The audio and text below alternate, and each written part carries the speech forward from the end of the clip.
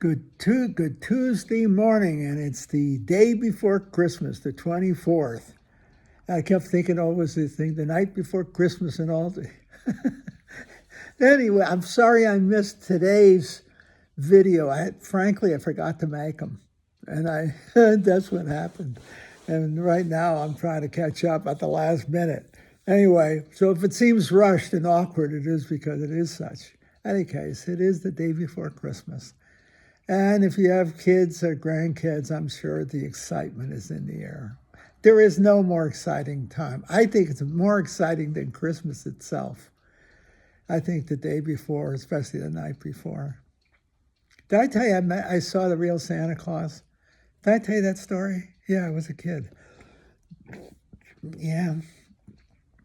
My brother and I went to bed, but we were alert. And it was a real Santa Claus.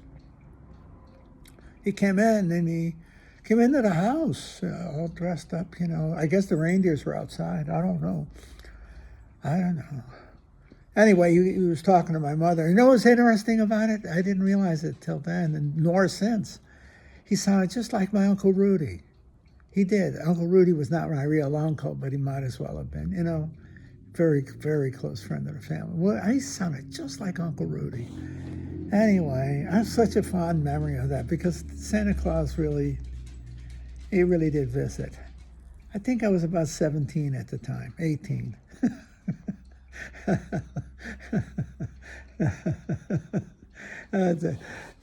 Uncle Rudy did come, and I have to say I thought it was real. That was so wonderful. Yeah, we were just little kids.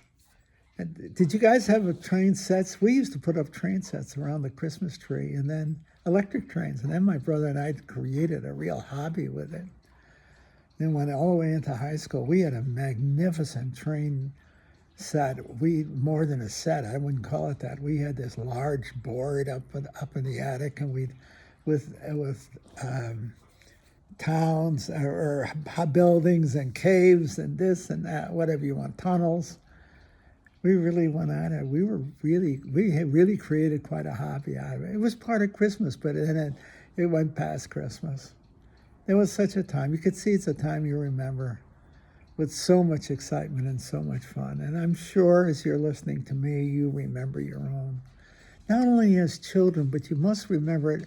This, of course, is not something I ever experienced, was to be the father and mother or grandparents in fostering the Christmas narrative in your children. You see, what a delight it must be. It must have been, and it must still be. When you breed the excitement in them, Santa Claus is coming. You see, isn't that neat? And some people they don't like the idea of of a myth, the narrative myth of a Santa Claus. Santa Claus represents human generosity and accountability for good and evil. Got to be good. Santa's watching. In a way, see, it's a wonderful, harmless mythology. It does no harm. No harm. It fosters the delightful imagination of a Santa Claus, so generous did he come, but also so knowledgeable. It's a God figure, actually, who brings his toys, brings his gifts, but you got to be good. Not naughty, but nice. You grow out of it, of course, but you never really grow out of it. Yeah. Did I tell you the time I was up in North Pole, Alaska? That town revolves around, that's a true place. It's up around Fairbanks. It's got a place called Santa Claus House. And people from all over the world go there. It's very, very special. It's the only town I know of, I've ever heard of, that ever grew up around a store. The store came first, and then the town followed, so to speak. In any case, it's a marvelous story. And everything in the town of North Pole, the town of North Pole, is identifiable with, of course, the Christmas story, you see. It's wonderful. Anyway, there's a Santa Claus there. And I asked him. I got a chance to get close to him a little bit anyway. I never want to scandalize anybody. I don't want the children to see me teasing Santa Claus or something like that. I never want to take away that story, that narrative, that wonderful, wonderful narrative. But there was nobody in the Santa Claus house but adults, okay, whatever. And I remember asking him, "Are you the real Santa Claus?" He's as real as it gets. I said, "You're a philosopher." It's a wonderful story. That town, if you ever get a chance, it's right outside of Fairbanks, and you're up in Alaska, stop in North Pole and go to Santa's house, Santa Claus house. It was built by an entrepreneur who wanted his toys to come from the North Pole. So he built his store there, made toys that came from and shipped from Santa Claus house in North Pole. So if you order one of his toys, it would come with, said North Pole. So it came from Santa. I didn't say that right, but you got to get the story. I found it delightful. It's a town revolving around Santa Claus, and all the streets are named after the Christmas mystery. It's Christmas 24/7, 52 weeks of the year. It makes a living off of Christmas. It's even the parish is St. Nicholas Parish, St. Nick's. Yeah, isn't that neat? If you ever get to Alaska, if you ever get up there, go to make sure it's right in Fairbanks, just outside. It's just south of Fairbanks.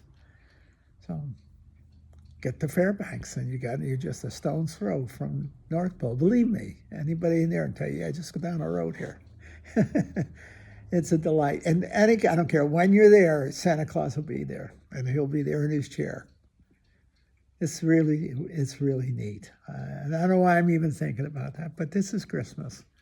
And I guess I'm thinking now, not so much about the great event, of course, the Christmas event, but the celebration of the event from childhood on, and how beautiful Santa Claus is, and how special that anticipation and that joy, even the Christmas carols, the combination of Christmas carols, some deeply religious, "O come ye faithful," "O holy night," and the other, Santa Claus is coming to town. Oh, yeah. When I was in student life in the monastery, we had a quartet. Actually, it became an octet, 4 guys from each class. But we really were a quartet, and we'd sing Christmas carols. And we would go to the hospitals for the weeks before Christmas and sing the Christmas carols. And it was really beautiful. We went to, especially children's hospitals. This was in New York. And we would sing. And we could sing. My class could really sing, the 4 of us. We sang together for almost 10 years. We were good at it. And we'd sing both the religious Christmas carols, but also some of the less religious, but equally Christmassy. See? So in any case, I'm reminded of it this time. It's a wonderful time of the year. It's a time of enormous generosity and love. And also pain. If you've lost someone, or if you're old and you've lost so many people in your life, it's a time of remembrance, but also a time of grieving. I miss my family today very, very much. And my deepest loving friends, my friend Joni and so many others, who are so intrinsic and essential to the narrative of my life, my story. Yeah. My family especially, but Joni here in St. Louis. Yeah. I think of my friends like Frankie. Yeah. Although Frankie was the guy who told me there was no Santa Claus. I was 17 years old. I could have gone a couple more years. Frankie was always a realist. God rest him. He's a great friend. Just a great friend. Yeah. Died of brain cancer just a couple of years ago. Anyway, Christmas is a time of anticipation and excitement and remembrance.